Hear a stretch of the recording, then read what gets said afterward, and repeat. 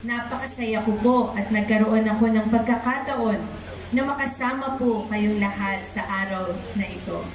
Nakikita ko po na talaga namang napakaswerte po ng lalawigan ng Bulacan at ninyo pong lahat. Dahil mayroon kayong magagaling na leader. Hindi lang po magagaling. Nakikita ko po magaganda at gwapong mga namumuno dito sa Bulacan. Siyempre, pinangungunahan po ni Governor Daniel Fernando, Vice Governor Alex Castro. Palakpakan po natin silang lahat. Pagpasok ko nga po dito, nakilala ko po lahat ng ating mga officials dito. Sabi ko, bawal po yata ang hindi gwapo, bawal po ang pangit yata dito sa Bulacan. Lahat ang gaganda at ang gagwapo. Congratulations po mga Bulakeños sa inyong anniversary. Hindi naman mapagkakaila na talagang napakayaman ng kasaysayan ng Bulacan. Kaya ngayon na ipinagdiriwan ang ating 446th anniversary ay talagang marami pong dapat i-celebrate. Kapag narinig po natin ang Bulacan, at least para sa akin, nasa isip ko talaga ang masasarap na pagkain, mga makulay na fiesta, at magigiting nating mga kababayang Bulakenyo.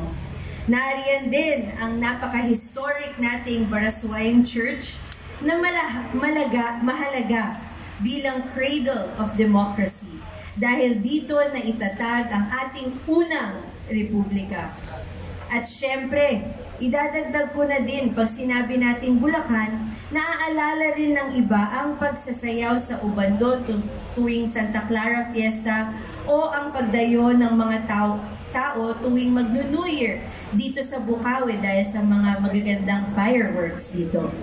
Tunay nga talagang mayaman sa kasaysayan at kultura ang Bulacan. Kaya ito talaga ay tinitingala hindi lang ng buong Pilipinas at hinahangaan ng buong bansa, kundi maging sa iba't iba pang bansa around the world.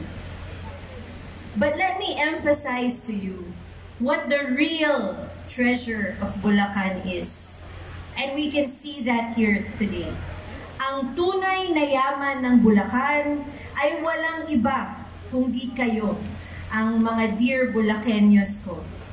Kayo na nagpakita ng husay at kagalingan sa inyong araw-araw na pamumuhay para maitaguyod hindi lang ang inyong buhay kung hindi ang buong lalawigan ng Bulacan. Isang malaking pasasalamat po sa inyong lahat dahil kung hindi dahil sa inyong pagsisikap at kasipagan at sa suportang ipinakita ninyo sa mga leader na walang sawang nagtataguyod sa inyong lalawigan, hindi po ganito kaganda or hindi po talaga makakarating ang Bulacan sa ningning at kaunlaran niya ngayon. Talaga namang hinahangaan po ang inyong lalawigan ng buong bansa.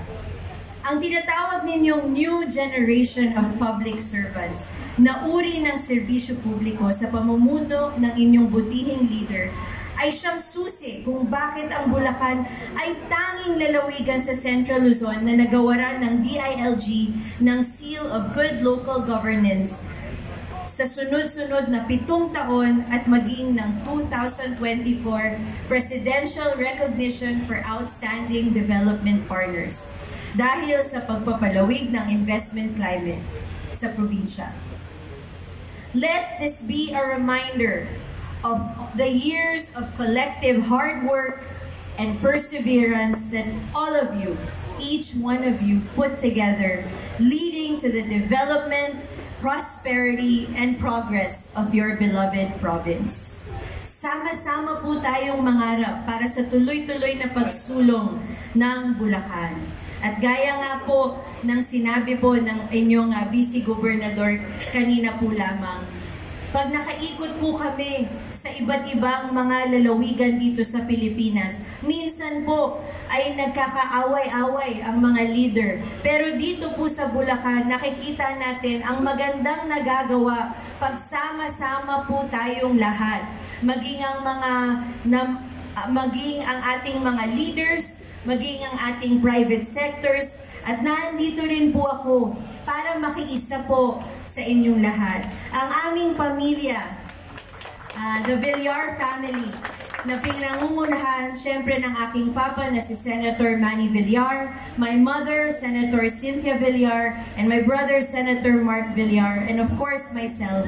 Nandito po kami para suportahan at tulungan po ang lalawigan ng Bulacan sa lahat po ng inyong pangangailangan. Nakikita po namin kung gaano gumaganda, umuunlad at umaasenso ang Bulacan at isang talagang karangalan ang maging bahagi niyan. At nandito po kami, hindi po kami titigil, magsisikap po kami. We will work hard to be able to help you and your leaders para lalo pong mas maganda ang Bulacan at para mas marami po tayong dahilan or pagkakataon na magkaroon ng selebrasyon dito sa Bulacan. Naandito lang po kami, ang inyong lingkod at aming buong pamilya para sa inyo palagi. At ito ay isang tinuturing naming karangalan dahil nga po bilib na bilib kami sa pagpa-asenso ng Bulacan, sa kagandahan ng Bulacan at talagang ninanais at ipinagdarasal po namin na maging bahagi po kami niyan.